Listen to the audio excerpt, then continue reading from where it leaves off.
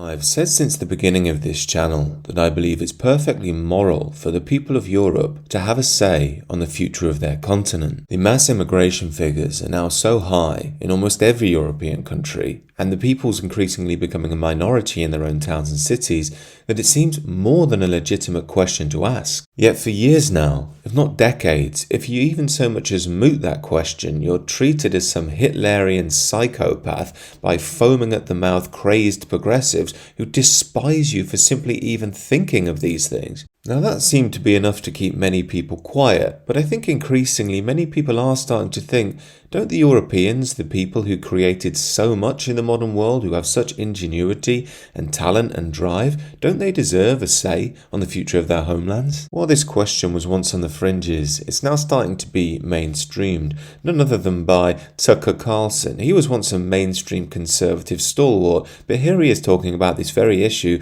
with great insight. You know, why would you want to watch the people whose ancestors built the country die, mock them as they die, and then replace them? I don't understand. Like, only so, I mean, that suggests like actual hate, like homicidal hate. I would never want something like that. Exactly. I don't want to see the Africans become a minority in Africa or the Chinese totally diminished in China. I think that's really sad.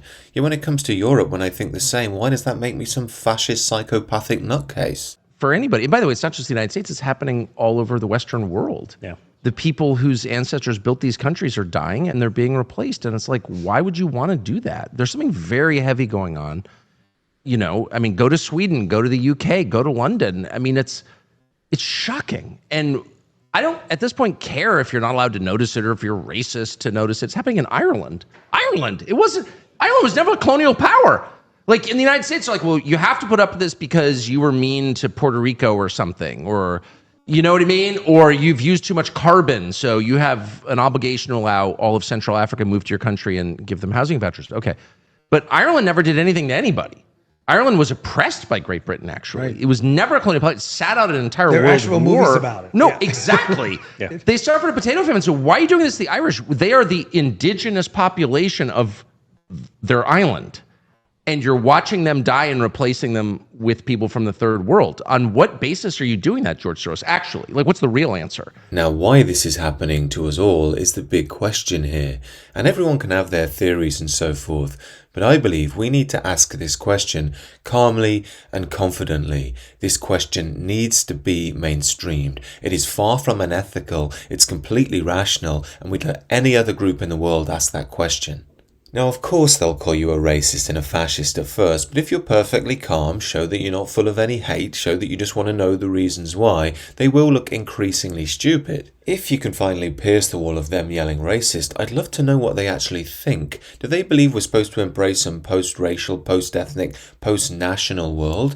If so, please explain why and how you're going to do that. What's the mythos? What's the unifying factor? Have you got a democratic basis to do this? Of course, they haven't thought any of that through. All they've thought through is, I'm a heroic progressive against racism and I want more money. Now, the next example comes from a Polish MP. I'm not even going to try and pronounce her name, as she rips the re-elected European President Ursula von der Leyen a new one. This clip is unfortunately subtitles only, so please read your screen. I zwracam się do pani jak kobieta do kobiety, jak matka do matki. Jak pani nie wstyd promować coś takiego jak pakt migracyjny, który prowadzi do tego, że miliony kobiet w Europie i dzieci czuje się zagrożonych na ulicach swoich własnych miast. Odpowiada pani za każdy gwałt, za każdą napaść, za każdą tragedię spowodowaną napływem nielegalnych imigrantów, bo to pani tych ludzi zaprasza tutaj na teren Europy i za to, co pani robi,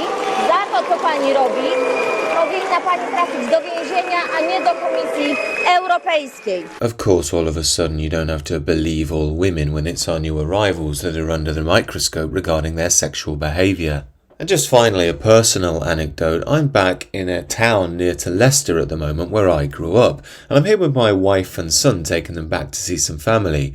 We went down to the local park and went to the local shop. And my wife said to me, it's nice here, but where are all the English people? Everybody here is Indian. Everybody in the shop, everybody in the town. This is, of course, an experience that many British people have gone through now. Does it mean I hate Indian people? Of course not. I know many of them. They're perfectly nice. Don't blame them for seeking a better life for themselves and their family. What I do think, though, is why is this happening everywhere despite there being no democratic mandate for it? We are essentially now sleepwalking via a diet of Love Island football and alcohol into being a minority in our own country, scratch that, and our own continent. I think Europeans have every right to ask their leaders whether we actually want that or not. These are just some of my thoughts, however. Do let me know what you think down below, and do consider subscribing to the channel.